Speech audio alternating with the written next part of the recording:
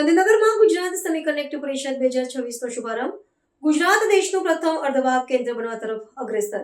ગાંધીનગરના મહાત્મા મંદિર ખાતે મુખ્યમંત્રી શ્રી ભૂપેન્દ્રભાઈ પટેલના અધ્યક્ષતામાં ગુજરાત સેમિકન્ડક્ટર પરિષદ 2026નો ભવ્ય પ્રારંભ કરવામાં આવ્યો છે.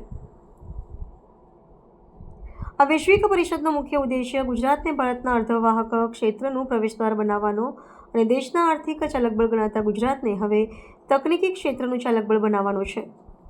આ પ્રસંગે કેન્દ્રીય માહિતી અને પ્રસારણ મંત્રી શ્રી અશ્વિની વૈષ્ણવ, નાયબ મુખ્યમંત્રી શ્રી હર્ષ સંઘવી અને વિજ્ઞાન તકનીકી મંત્રી શ્રી અર્જુન મોઢવાડિયા સહિત દેશ વિદેશના ઉદ્યોગ જગતના અનેક અગ્રણીઓ વિશેષ ઉપસ્થિત રહ્યા હતા.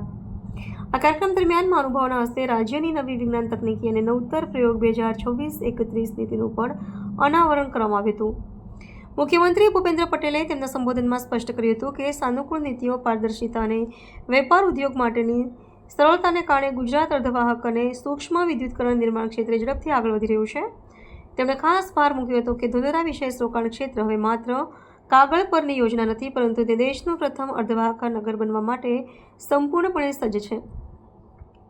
આ ઉપરાંત કેન્દ્રીય મંત્રી શ્રી અશ્વિની વૈષ્ણવે જણાવ્યું હતું કે સાણંદમાં શરૂ થયેલા નવા ઔદ્યોગિક એકમ સાથે ભારતે વિશ્વના અર્ધવાહક નકશા પર પોતાનું આગવું સ્થાન પ્રસ્થાપિત કર્યું છે અને આગામી સમયમાં ભારત માત્ર સૂક્ષ્મ વિદ્યુતકણો જ નહીં, પરંતુ તેના નિર્માણ માટે જરૂરી યંત્રો અને ચકાસણી વ્યવસ્થા પણ વિકસાવશે. નાયબ મુખ્યમંત્રી શ્રી હર્ષ સંઘવીએ આંકડાકીય માહિતી આપતા જણાવ્યું હતું કે દેશની માત્ર 5% વસ્તી ધરાવતું ગુજરાત દેશના કુલ ઔદ્યોગિક ઉત્પાદનમાં 18%થી વધુનો હિસ્સો ધરાવે છે અને રોકાણ કરવા માટે તે સૌથી સુરક્ષિત રાજ્ય પુરવાર થયું છે. આ પરિષદમાં ઉદ્યોગ જગતની જરૂરિયાતોને ધ્યાનમાં રાખીને માળખાગત સુવિધાઓ, મૂડીરોકાણ, સંશોધન અને ભવિષ્યના કૌશલ્ય વિકાસ પર ઊંડાણપૂર્વક ચર્ચા વિચારણા કરવામાં આવી હતી. આ પહેલથી આત્મનિર્ભર અને વિકસિત ભારતના સંકલ્પને સિદ્ધ કરવાના માર્ગમાં ગુજરાત મોખરાનું સ્થાન પ્રાપ્ત કરશે તેવો દૃઢ વિશ્વાસ વ્યક્ત કરવામાં આવ્યો છે.